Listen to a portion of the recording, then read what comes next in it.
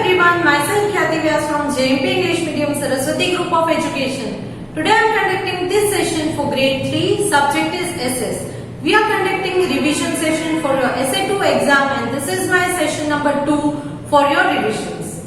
In previous revision session, we discussed regarding semester 1's chapter number 1, 2, 3 and 4. In this session, we will revise chapter number 5, 6, 7 and 8. Okay? So ये session भी आपको पिछले session के साथ ही मिला है, तो कंटिन्यूटी रहेगी चैप्टर्स की. Okay, so let us start. Chapter number 5 is sources of history and timeline. Sources of history. History मतलब क्या? History means anything which gives information or which is related to past is called history. Anything related to past is called a history. कोई भी जो पुरानी चीज है तो उसको हम हिस्ट्री कहते हैं.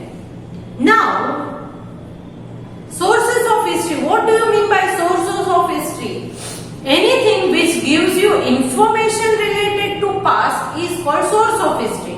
फॉर एग्जाम्पल, आप पुराने फोटोग्राफ्स अगर देख रहे हो, जब आप एकदम छोटे थे, जब आपका बर्थ हुआ था या जब आप 1 ईयर के थे, करेक्ट, फर्स्ट बर्थडे के, तो तब आपको उस टाइम की सारी इंफॉर्मेशन मिल जाएगी. बहुत सारी इंफॉर्मेशन फोटोग्राफ को देखकर मिलेगी कि बर्थडे सेलिब्रेशन में कौन कौन आया था, आपने किस टाइप के कपड़े पहने थे, आपकी मामा ने क्या बनाया था, करेक्ट. ये सारी इंफॉर्मेशन आपको मिलती है.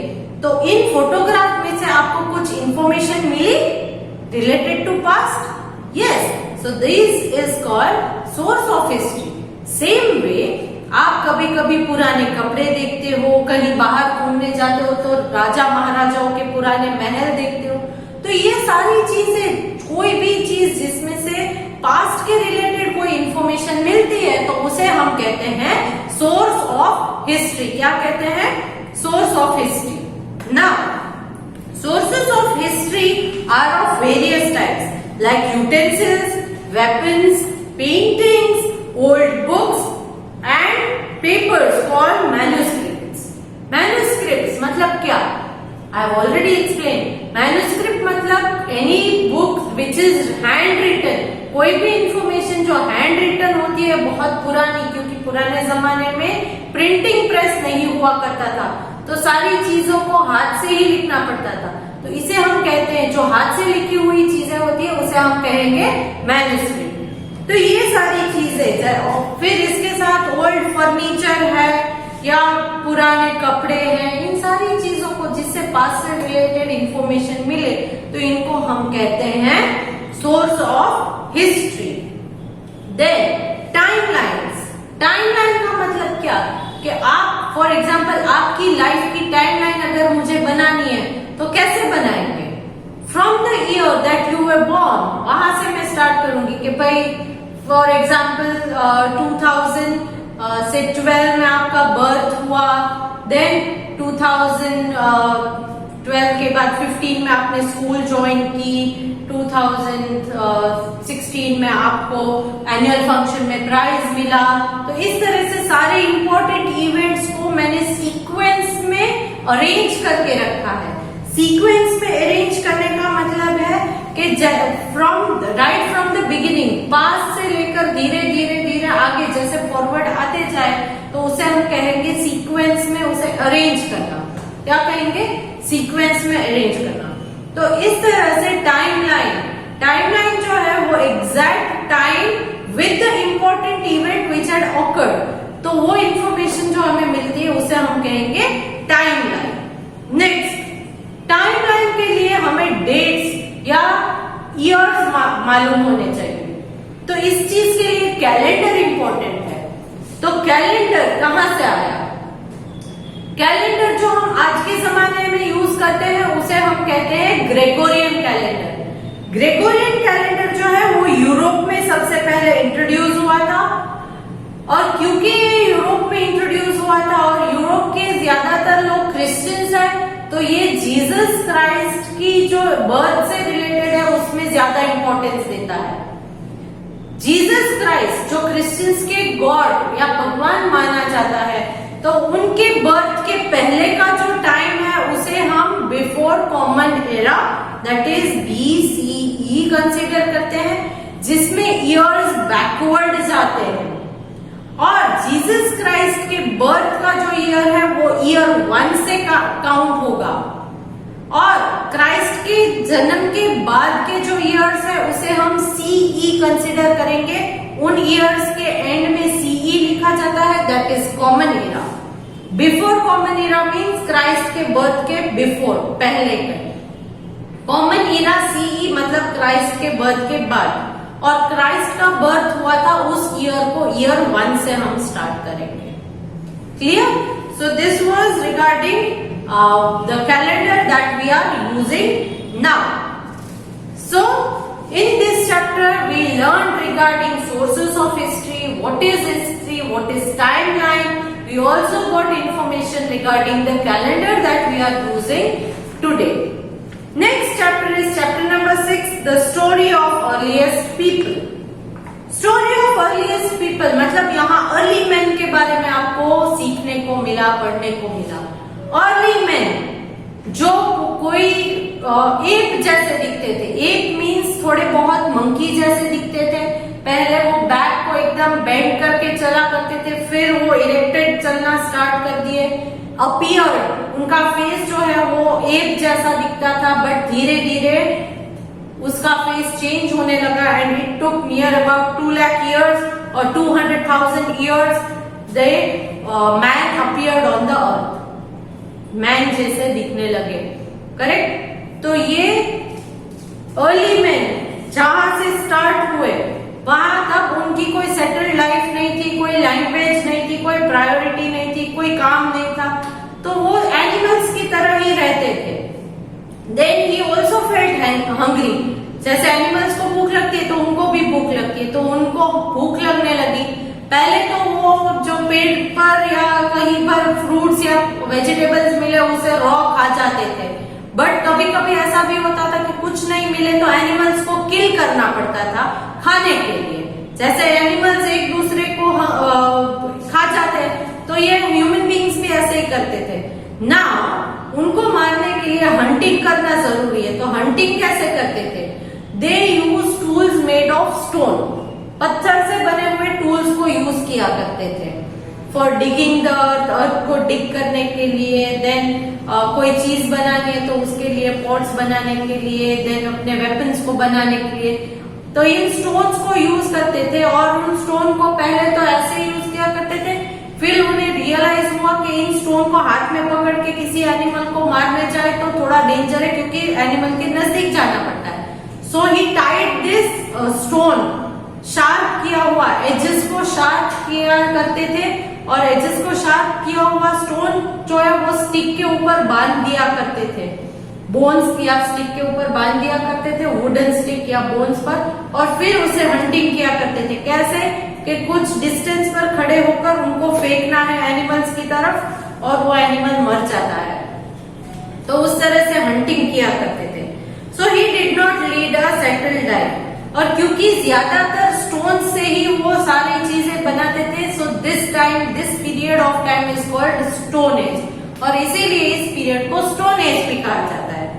Then to protect himself from cold, rain and hot climate, he took shelter under the caves or the tree. Caves के अंदर, गुफाओं के अंदर वो शेल्टर लेते थे। He covered himself with animal skin, leaves, bark of trees, etc. Then he lived in groups to help one another. Groups में रहते थे ताकि एक दूसरे को हेल्प कर सके, जिसमें ज्यादातर विमेन्स जो है वो वुमेन एंड चिल्ड्रन वो अपने आजू बाजू के फ्रूट्स है, वेजिटेबल्स है, सीड्स है, उन्हें गैदर किया करती थी, एंड मेन जो है वो हंटिंग का काम किया करते थे। Then they did not have language, उनकी कोई लैंग्वेज नहीं हुआ करती थी, इसीलिए साइन लैंग्वेज, इशारों में बात किया करते थे, या तो फिर एनिमल जैसे साउंड निकाल कर बात किया करते थे। Slowly and gradually he develop language, पहले साइन लैंग्वेज यूज किया करते थे, धीरे धीरे लैंग्वेज डेवलप हो गई। Then he used to draw his life scenes, hunting scenes, hunting के scenes को जो केव्स के अंदर वो रहते थे, उन केव्स के अंदर हंटिंग के सीन्स को ड्रॉ किया करते थे using natural colours. Correct. So you can see cave paintings of early man in some caves. Even today they are found there.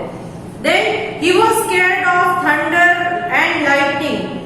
So natural phenomenon जो होता है, मतलब कि बारिश के सीजन में जो बिजली चमकती है, आवाज आती है, तो उन चीजों से उनको भी डर लगता था.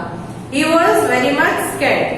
Then at that time, since he didn't know anything, he used to eat everything raw. कच्चा ही खा जाते थे. So all this we learned in this chapter. Next, talking about chapter number 7, fire farming and wheel. Fire farming and wheel. तो पिछले chapter में हमने यहाँ तक सीखा था कि सारी चीजों को, एनिमल्स को हंट करते थे, गैदर करते थे और खा जाते थे. अब इस चैप्टर में हमें फायर के बारे में इंट्रोड्यूस करना है, फार्मिंग एंड व्हील. सबसे पहले फायर. तो एनिमल्स को एक्चुअली वो पहले कच्चा खा जाते थे. फिर एक बार कुछ ऐसा हुआ होगा, बहुत सारे फिनोमिनन्स है, बट ऐसा शायद हुआ होगा कि लाइटनिंग की वजह से, बारिश की सीजन में लाइटनिंग की वजह से शायद आग लगी हो और उस आग में कुछ एनिमल्स जल गए. उन जले हुए एनिमल्स को जब खाया तो ही रियलाइज कि ये जो कुक्ड फूड है वो ज्यादा टेस्टी हो जाता है और इजी टू च्यू हो जाता है. ऐसा भी हो सकता है कि while rubbing two stones together to make their edges sharp, in stones को जब रब किया गया तब इनके स्पार्क्स जब निकलते तो ये स्पार्क्स ड्राई लीव्स या ग्रास पर गिरे हो और आग लगी हो.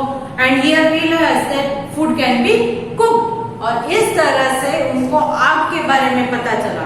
In the beginning he was scared of fire. Beginning में आग से डर लगता था, बट लेटर उनको पता चल गया कि आग कैसे लगती है. उन टू स्टोन्स को रब करने की वजह से आग लगती है. तो later he purposely started fire. Purposely fire को जलाया करते थे. क्यों? क्योंकि फूड को कुक करना है या ऐसा कुछ है, पानी गर्म करना है. Then fire was also used to keep himself warm. खुद को वार्म रखने के लिए भी फायर का यूज किया करते थे ठंडी की सीजन में. देन रात के वक्त क्योंकि बहुत सारा डार्कनेस होता है तो लाइट के लिए यूज करते थे. एनिमल्स, वाइल्ड एनिमल्स को दूर रखने के लिए, क्योंकि वाइल्ड एनिमल्स आग से डरते हैं, तो वाइल्ड एनिमल्स को दूर रखने के लिए भी आग का यूज करते थे. तो this was all use of this fire. Then later he started farming also. Farming ये कैसे हुआ होगा? उन्होंने कुछ फ्रूट्स खाए होंगे और उन फ्रूट्स के सीड्स को कहीं पर फेंक दिया. फेंकने के बाद उन्होंने रियलाइज किया कि जहां उस सीड को फेंका गया था वहां उस सीड को right amount of water, sunlight, air मिलती रही होगी और उसमें से उसी फ्रूट का पेड़ या ट्री ग्रो हुआ होगा. तो ही रियलाइज, अच्छा इस तरह से हम ग्रो भी कर सकते हैं. मगर अगर किसी प्लांट या ट्री को ग्रो करना है तो आपको वो जब तक बड़ा नहीं हो जाता तब वहां पर रुककर उसकी केयर करनी पड़ती है. उसे पानी डालना पड़ता है, उसे बाकी के एनिमल्स से बचाना पड़ता है. तो इसीलिए ही started living in a settled life.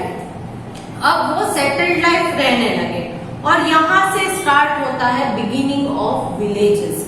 क्योंकि अब वो सेटल्ड लाइफ रहने लगे और छोटा सा विलेज जैसा बनने लगा. और क्योंकि उन्हें फार्मिंग करनी थी, उनको ग्रो करना था, तो वो नॉर्मली सेटल्ड लाइफ किस जगह पर रहना पसंद करते थे? The place where water was available easily. जहां वाटर इजीली अवेलेबल हो उसी जगह पर रहना पसंद करते थे. So he started living a settled life. This fertile land on which he could grow good crops, these land are called fertile crescent. इनको फर्टाइल क्रेसेंट कहा जाता है.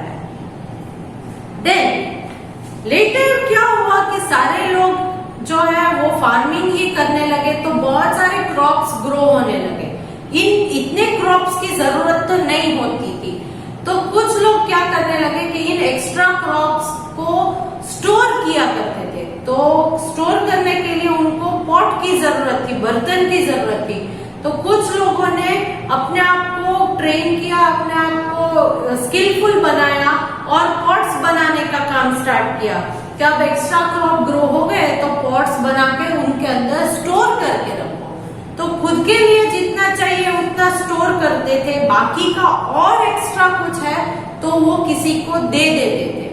कैसे दिया करते थे? क्योंकि बाकी के लोग जो है वो और एक प्रोफेशन फॉलो करते थे। कुछ लोग फार्मिंग करते थे, कुछ लोग पॉट्स बनाते थे, बाकी के लोग एनिमल्स, कुछ एनिमल्स को वो ट्रेन करके डोमेस्टिकेट किया करते थे, जिससे कि उनको मिल्क, मीट, एग ये सारी चीजें मिले। तो कुछ लोगों ने ये भी स्टार्ट कर दिया। अब वो क्या करते थे, पैसे तो उस जमाने में थे नहीं, तो इन चीजों को ही एक दूसरे के अंदर इंटरचेंज करके यूज किया करते थे, एक दूसरे के अंदर एक्सचेंज किया करते थे। So in this way early man started living in a settled life. Slowly he invented wheel. ये व्हील का इन्वेंशन कैसे हुआ? He discovered कि from higher place to lower place he saw a log of wood rolling down। एक higher place से lower place में उसने एक बार ऑब्जर्व किया कि लकड़ी का जो पीस है वो नीचे गिरा और वो रोल होते हुए नीचे आ गया। तो उसने देखा कि ये गोल गोल घूम रहा है। तो इस वजह से उसको ये रियलाइज हुआ कि कोई भी गोल चीज है तो वो इजीली रोल होने लगती है। करेक्ट? इस तरह उसने जब ऑब्जर्व किया तो उसने क्या किया, एक छोटा सा कार्ड जैसा बनाया जिसके नीचे गोल गोल पहिए लगा दिए और उसको खींचना स्टार्ट किया। तो उसको कैरी नहीं करना पड़ता था, जैसे कि मैंने कहा कि वो अपने गुड्स एक्सचेंज करता है, तो एक्सचेंज करने के लिए एक दूसरे की जगह पर जाना भी पड़ता होगा, राइट? तो उसे अपने कंधे पर लाद कर चलना नहीं पड़ता है, थकना नहीं पड़ता है। अब उसने क्या किया, कार्ड बना के उसमें व्हील अटैच कर दिया और उसको रोल करके ले जाता था। तो it became more easier. And he also discovered कि रिवर के पास जो ट्रीज होते हैं उनका वुड अगर रिवर में गिरता है तो वो अंदर सिंक नहीं होता था, डूबता नहीं था, वो फ्लोट होता था। तो देन उसको ये भी रियलाइज हुआ कि वाटर के ऊपर वुड डूबता नहीं है, वो फ्लोट होता है। तो इसलिए उसने लॉग्स ऑफ वुड को जॉइन करके एक दूसरे से अटैच करके राफ्ट बनाया, जिससे कि वाटर के अंदर भी वो एक जगह से दूसरी जगह ट्रांसपोर्ट कर सकता है थ्रू राफ्ट। अपनी चीजों को उस राफ्ट के ऊपर रख के खुद भी राफ्ट के अंदर बैठ के वाटर के थ्रू एक जगह से दूसरी जगह वो चला जाता था। So in this way he discovered cart, he discovered raft। So this was all regarding this chapter। तो अर्ली मैन की डेवलपमेंट ऐसे धीरे धीरे धीरे होने लगी। सेटल्ड लाइफ, फर्स्ट विलेज कैसे बना, फायर, फार्मिंग, व्हील। और ये व्हील जो है ये सबसे इम्पोर्टेंट इन्वेंशन था ह्यूमन बीइंग्स की लाइफ में। Next talking about chapter number 8 Egypt. तो चैप्टर नंबर 8 इजिप्ट, यहाँ पर हम अलग अलग सिविलाइजेशंस, जैसे कि मैंने बोला कि अब मैन जो है वो सेटल्ड लाइफ, विलेजेस के ग्रुप में रहने लगे। तो ये जो है इसको हम सिविलाइजेशंस में डिवाइड करते हैं। हमारे यहाँ मेनली 4 सिविलाइजेशन सबसे ज्यादा इंपॉर्टेंट है।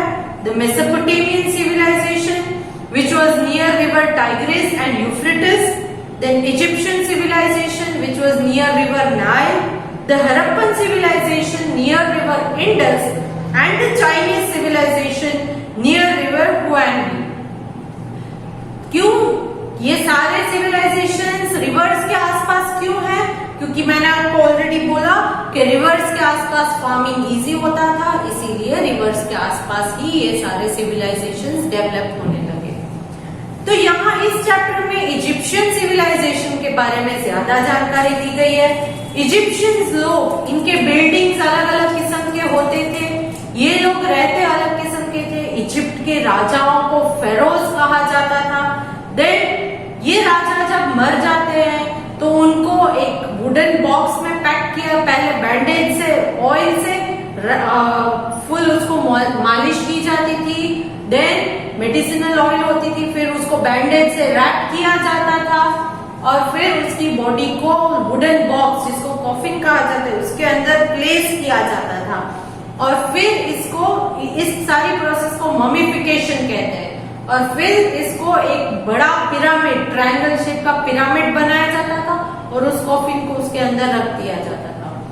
उसके साथ इस पिरामिड के अंदर उसकी जो रोज की चीजें होती है जैसे कि खाने पीने की चीजें हैं या उसके घोड़े हैं, इन सारी चीजों को रखा जाता था पिरामिड्स के अंदर। क्यों? क्योंकि उन लोगों का इजिप्शियंस का ये मानना था कि there is a life after death. Then इन पिरामिड्स में कुछ पिरामिड्स जिनको हम स्फिंक्स कहते हैं वैसे भी होते हैं। तो ये स्फिंक्स जो है वो क्या होता है? स्फिंक्स ये ऐसा होता है कि बॉडी जो है वो लायन की होती है एंड फेस जो है वो ह्यूमन बींग्स का होता है, तो इसको हम कहते हैं स्फिंक्स।